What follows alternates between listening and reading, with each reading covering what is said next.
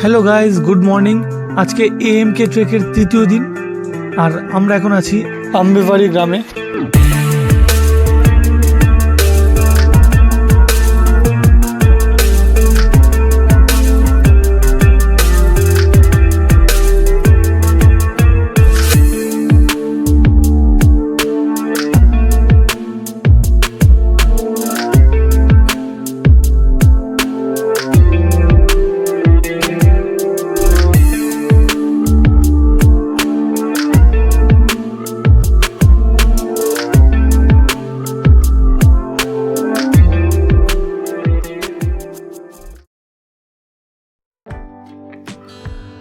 তো বন্ধুরা, সকাল হয়ে গেছে। আমাদের মধ্যে কয়েকজন উঠে গেছে আর কয়েকজন এখনও শুয়ে আছে। আর এটা হলো গাইডের রান্নাঘরটা, যেখানে আমরা গতকাল রাত্রিবেলায় শুয়েছিলাম। বাইরে আপনার দেখাচ্ছি, খুব সুন্দর এই জায়গাটা। এই আম্বেবাড়ি গ্রামটা এমন একটা জায়গায় অবস্থিত যে এখান থেকে আশেপাশে দূরে দূরে কয়েকটা ভালো ভালো উঁচু শৃঙ্গ দেখা যায়। যেমন সামনে দেখা যাচ্ছে কলসুবাই, আর এখানে ডান দিকে আছে এএমকে, মানে আলাং, মদন, উলাং সবগুলোই দেখা যায়। ওই সামনে আলাং দেখা যাচ্ছে। আর এখানকার মানুষদেরও আমাদের শহরের মতোই লাইন দিয়ে জল ভরতে হয়, দেখতেই পাচ্ছেন।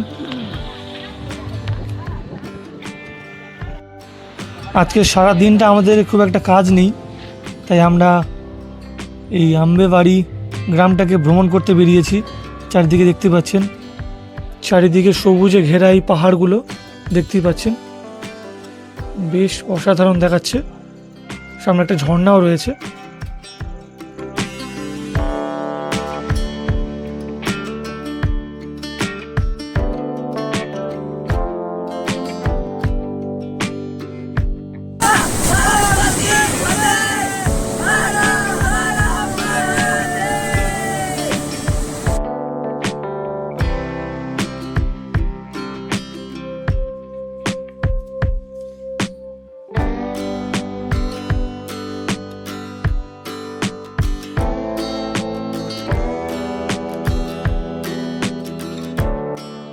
সামনে দেখতে পাচ্ছেন কলসুবাই পিক, যেটা হলো মহারাষ্ট্রের সবথেকে উচ্চতম শৃঙ্গ।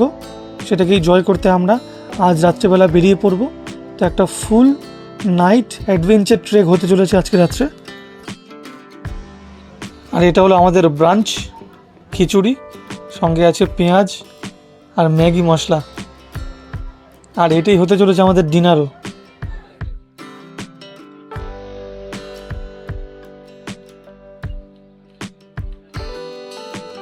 বিকেল হয়ে গেছে, দেখতেই পাচ্ছেন এখানে ভারী মেঘগুলো কীভাবে পাহাড়ের উপরে ঘনীভূত হতে শুরু করে দিয়েছে। জানি না রাত্রেবেলা যদি বৃষ্টি হয় তাহলে আমাদের এই নাইট ট্রেকটা আরও বেশি চ্যালেঞ্জিং হতে পারে। তো দেখা যাক।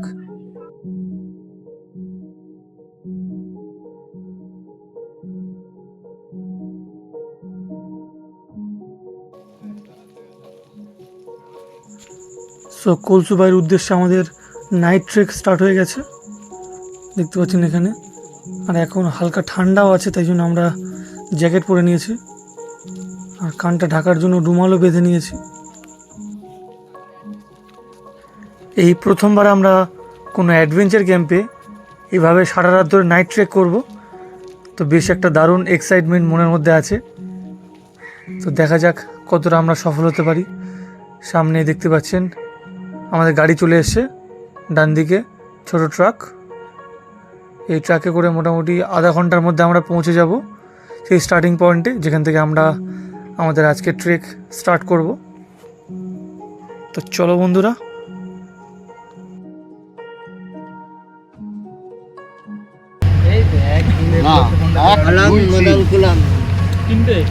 লাইন মেরে দেখা যাচ্ছে, লাইন মেরেছি, দেখতে পাচ্ছি তো।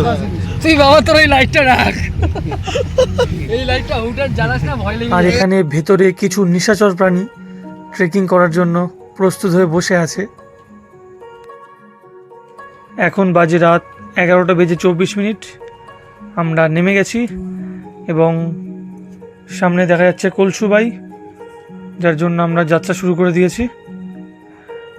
ট্রেকটা পুরো রাত্রিবেলা হবে। সামনে কিছু কিছু আলো দেখা যাচ্ছে, যেগুলো হলো হোটেলের। আর আমরা আজকে পুরো গাইড ছাড়াই রাত্রিবেলা বেরিয়ে পড়েছি। তো দেখা যাক, ভেতরে জঙ্গলের রাস্তাও প্রচুর আছে, তো খুঁজতে একটু প্রবলেম হতে পারে। যেটার ভয় পাচ্ছিলাম সেটাই হলো, আমাদের কাছে যেহেতু গাইড নেই আর সামনে জঙ্গলের রাস্তা, তাই আমরা হারিয়ে ফেললাম রাস্তা এবং প্রায় 1 থেকে 1.5 ঘন্টা ধরে শুধু গুগল ম্যাপ দেখছি আর রাস্তা খোঁজার চেষ্টা করছি, কিন্তু গুগল ম্যাপেও প্রপার রাস্তা দেখাচ্ছে না। আর এত রাতের সাহস হচ্ছে না যে স্থানীয়দের ঘুম ভাঙিয়ে রাস্তা জিজ্ঞেস করতে যাব। তো সামনে নদী, নালা, জমি, পুকুর সব কিছুই পাচ্ছি, শুধু রাস্তাটাই পাচ্ছি না। সো ফাইনালি আমরা রাস্তাটা খুঁজে পেয়ে আধা ঘন্টা মতো চড়াই করলাম। এরপর দেখলাম এখানে একটা সুন্দর মন্দির রয়েছে, দেখতে পাচ্ছেন। এখানে আরও 2-3 জন রয়েছে যারা আমাদের সঙ্গে মুভ করবে সামনের দিকে।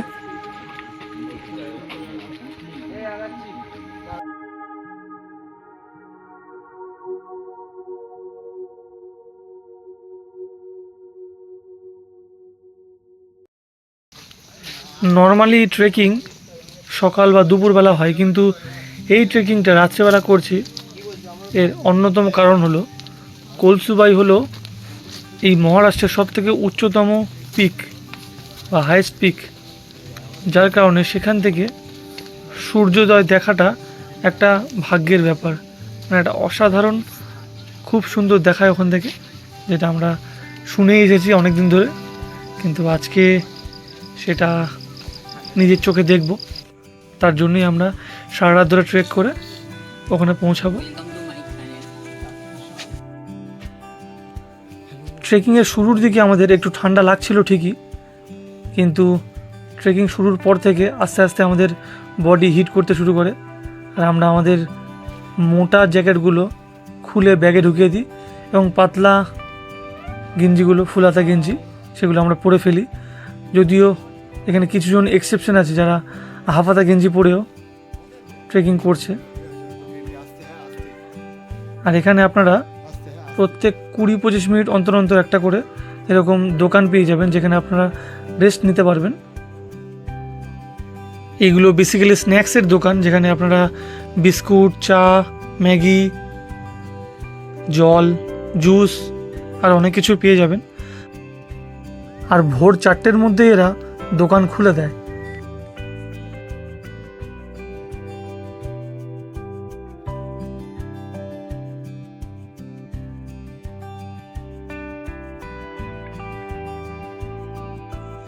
এখানে আধা ঘন্টা রেস্ট নেব বলে ভেবে কখন যে 2 ঘন্টা পার হয়ে গেল বোঝাই গেল না।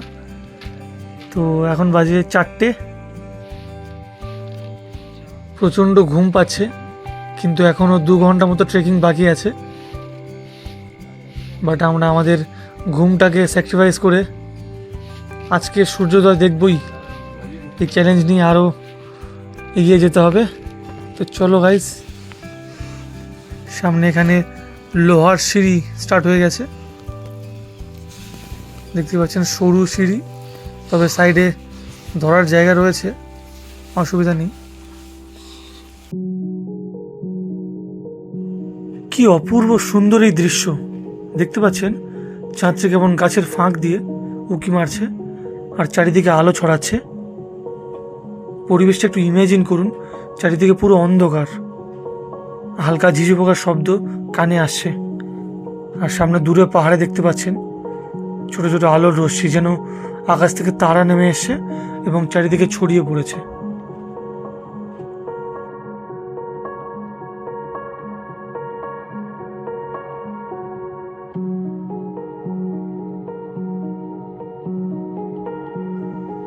যত উপরের দিকে উঠছি আমাদের শ্বাস ততটাই ভারী হতে থাকছে। তবে এই কলসুবাইয়ের পিকে পৌঁছানোর সেই অদম্য ইচ্ছেটা, সেটা আমাদের মধ্যে একটা আলাদাই এনার্জি, একটা আলাদাই এক্সাইটমেন্ট নিয়ে আসছে।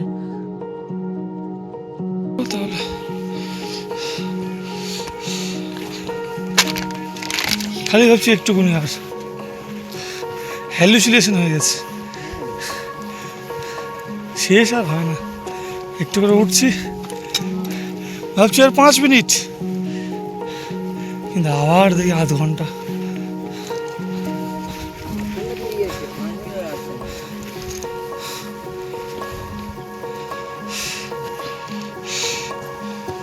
সাড়ে 5টা বাজতে যায়, 5:30 বাজে। চাঁদকে দেখে দেখে এগিয়ে যাচ্ছি।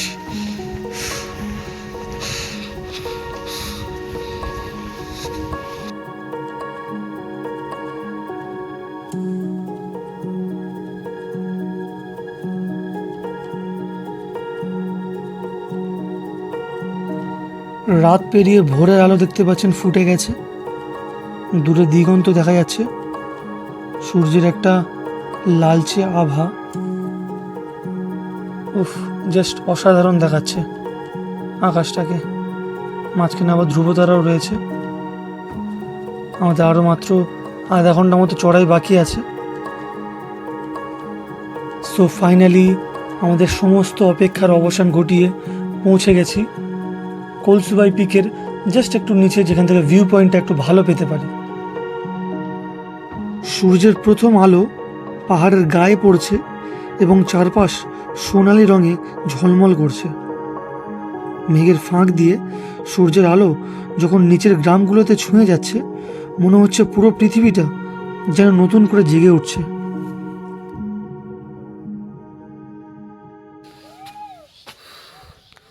ওই যে দেখা যাচ্ছে পিক, কলসুবাই, মহারাষ্ট্রের হাইয়েস্ট পিক।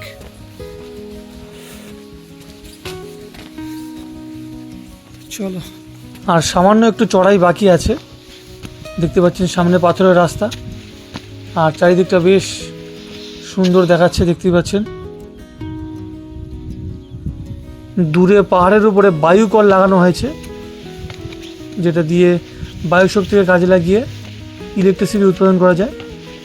তো আমরা বেশ খানিকক্ষণ রেস্ট নিয়ে নিয়েছি, আর একটু ওঠা বাকি আছে, 10 থেকে 15 মিনিট লাগবে। তো চলো এবার দেখাচ্ছি আপনাদেরকে একদম মাথায় পৌঁছে।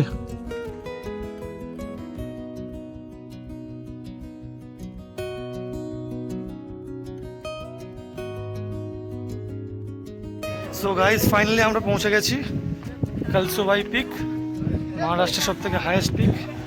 এই পিছনে কলসুবাইয়ের মন্দির, আর এখান থেকে আশপাশের দৃশ্যগুলো সত্যি অপূর্ব, অসাধারণ। মানে একটা 360 ডিগ্রি ভিউ পাবেন আপনারা এখান থেকে। চারদিক পুরো খোলা এরিয়া, আর অনেকটা দূর অবধি বিস্তৃত রয়েছে। আর আমরা ঠিক সময় এসে পৌঁছেছি, কারণ এখন সবেই সানরাইজ হলো। এই নিয়ে আমার টোটাল 2খানা স্টেটের হাইয়েস্ট পিকে পৌঁছানো হলো। একটা ছিল ওয়েস্ট বেঙ্গলের সান্দাকফু, এবং দ্বিতীয়টি হলো এইটা মহারাষ্ট্রের কলসুবাই। তো বেশ অসাধারণ একটা অভিজ্ঞতা। আর এখানে দেখতেই পাচ্ছেন বেশ অনেকজনই চলে এসছে। আমরা অ্যাকচুয়ালি সবার আগে আসতে পারতাম, কিন্তু এখানে সানরাইজ দেখার জন্য একটু ওয়েট করতে হলো, সে কারণে একটু লেট হয়ে গেল। তবে কোই বাত নেই। এখানে দেখতে পাচ্ছেন একটা সুন্দর মন্দির আছে, যেখানে বিরাজ করছেন কলসুবাই মাতা।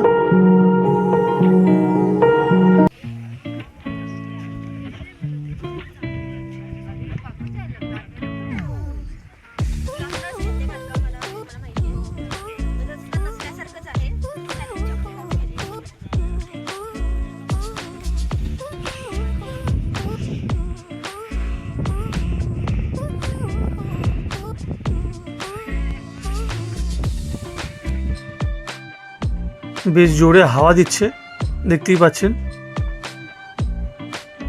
আর সূর্যের প্রথম আলো ধীরে ধীরে চারিদিকে ছড়িয়ে পড়েছে। আর একটা খুব ভালো জিনিস হলো যে আমরা সকাল সকাল পৌঁছে গেছি, তাই এই টপ থেকে চারিদিকে অনেকটা দূর অবধি ক্লিয়ার ভিউ পাচ্ছি। কিন্তু যদি এটা আমরা উঠতে লেট করতাম, তাহলে এতটা ক্লিয়ার ভিউ পেতাম না, কারণ সেই সময় মেঘেরা উপরের দিকে উঠে আসে। দেখতেই পাচ্ছেন চারিদিকে পুরো সবুজে সবুজ পাহাড় ছড়িয়ে আছে, আর মাঝে মাঝে কিছু জলাশয় দেখা যাচ্ছে। আর এখানে পাহাড়গুলো খুব একটা বেশি উঁচু নয়, ওই সে ওখান থেকে আমরা এসেছি আম্বেবাড়ি গ্রাম ওই দিকটায়। তো বেশ দারুণ একটা এক্সপিরিয়েন্স। তাই যতগুলো ট্রেকার এসেছে তারা এই মুহূর্তগুলো একটুর জন্য মিস করতে চায় না। দেখতেই পাচ্ছেন সবাই তাদের মোবাইল ফোন, তাদের ক্যামেরা ওপেন করে মুহূর্তগুলোকে ক্যাপচার করে রাখছে। অসাধারণ একটা এক্সপিরিয়েন্স। দেখতেই পাচ্ছেন দূরে পাহাড় আর নদী দেখা যাচ্ছে।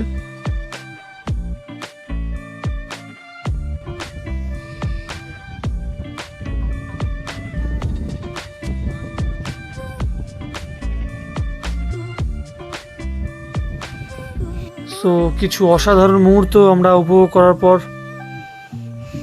বেশ কিছু ছবি আর ভিডিও ক্যামেরাবন্দি করার পর ফাইনালি আমরা নেমে যাব, কিন্তু থেকে যাবে এই এক্সপিরিয়েন্সটা। সো আমরা নামতে শুরু করে দিয়েছি। এই রুট দিয়ে আমরা উপরে উঠেছিলাম অন্ধকারের মধ্যে দিয়ে, তো নামতে খুব একটা বেশি সময় লাগবে না।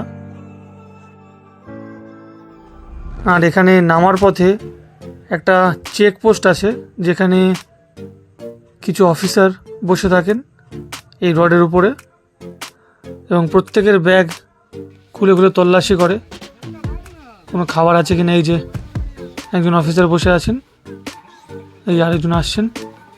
তো এদের থেকে ব্যাগ সাবধানে রাখবেন, ওয়ালেট, মোবাইল এগুলোতে একদমই বার করবেন না।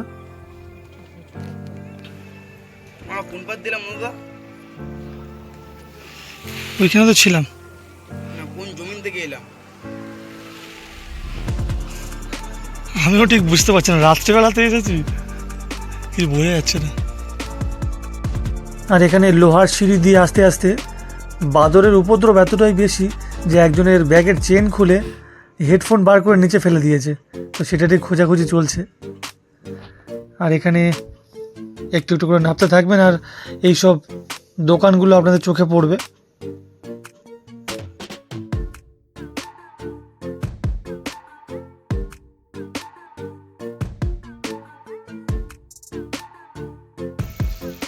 আমরা নেমে এসেছি সেই মন্দিরটার সামনে। রাত্রে কিছু দেখা যাচ্ছিল না, ওই যে ওইখানে টপটা ছোট্ট মতো।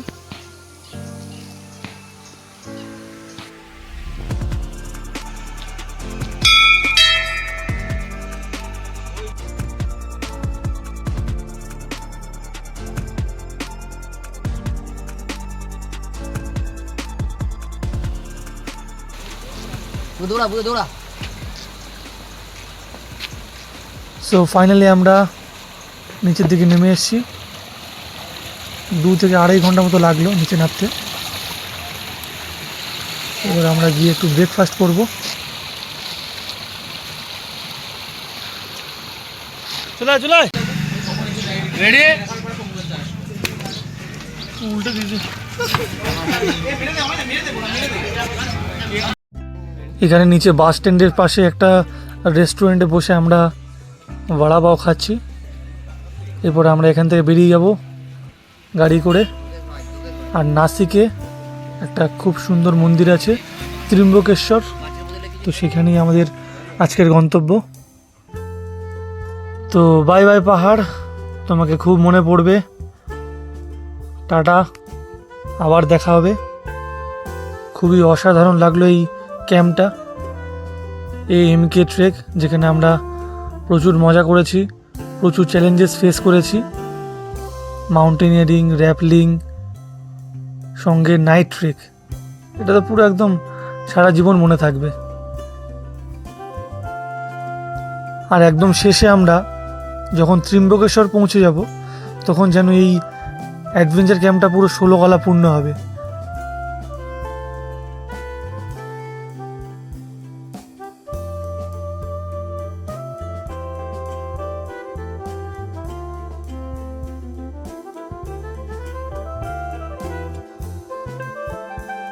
তো দেখতে দেখতে আমরা নাসিকের ত্রিম্বকেশ্বর মন্দিরের সামনে চলে এসেছি।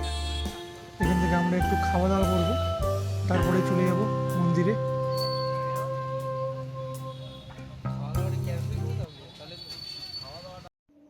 এটা যেহেতু ত্রিম্বকেশ্বর মন্দিরের আশেপাশে, তাই এখানে প্রচুর রেস্টুরেন্ট আছে, কিন্তু দুঃখের বিষয় সব জায়গায় ভেজ পাওয়া যায় বেশিরভাগই।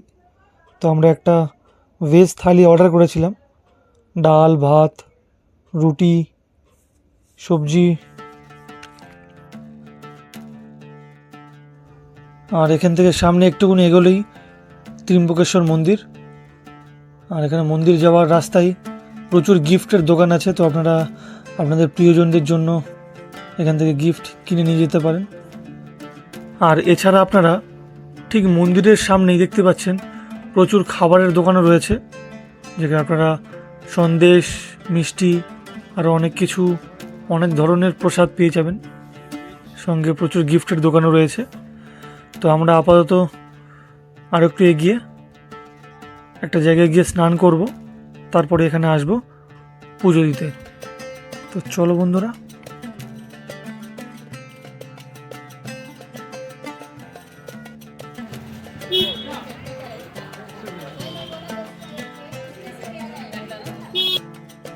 এখানে একটু এগোতেই গোদাবরী নামে একটা মন্দির রয়েছে, যেখানে প্রচুর লোক স্নান করেন।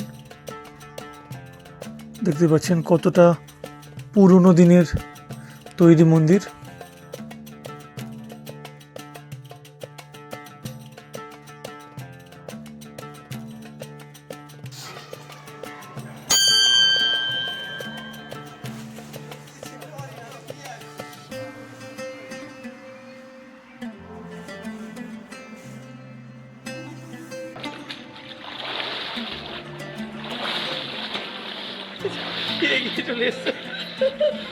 গোদাবরী মন্দিরের ওখানে স্নান শেষ করে আমরা ফাইনালি পৌঁছে গেছি ত্রিম্বকেশ্বর মন্দিরের ভিতরে। দেখতেই পাচ্ছেন আমরা সবে এন্ট্রি করলাম। আর এখানে প্রচুর বসার জায়গা আছে, তো প্রত্যেক দিন হাজার হাজার শরণার্থী এখানে আসেন।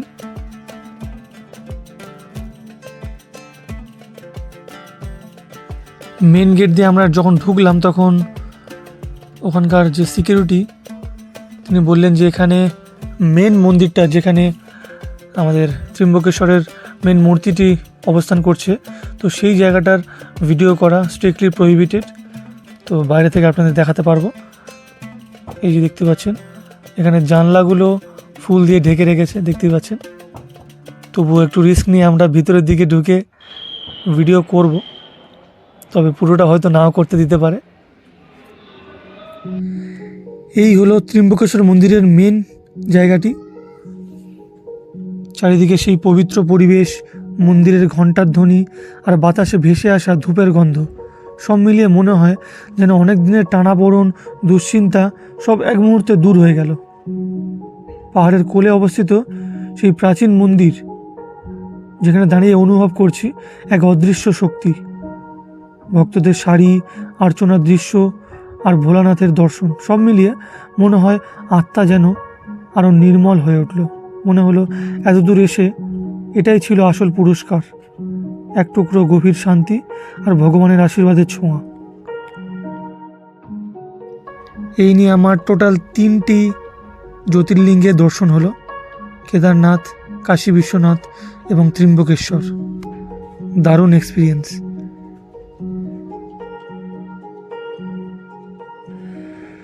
সো আজকের ব্লগটি এখানে শেষ করছি। AMK অ্যাডভেঞ্চার ক্যাম্পের প্রত্যেকটি ব্লগ যদি আপনাদের ভালো লেগে থাকে, ইনফরমেটিভ লেগে থাকে, তাহলে অবশ্যই আপনাদের বন্ধুবান্ধব, আত্মীয় স্বজন সবাইকে শেয়ার করে দেবেন। এবং এই রকম ব্লগ যদি ইন্টারেস্টেড হন দেখতে, তাহলে চ্যানেলটিকে অবশ্যই সাবস্ক্রাইব করে নেবেন। তো দেখা হচ্ছে আপনার সঙ্গে পরবর্তী ব্লগে। ততক্ষণ অবধি ভালো থাকবেন, সুস্থ থাকবেন। টাটা, জয় হিন্দ।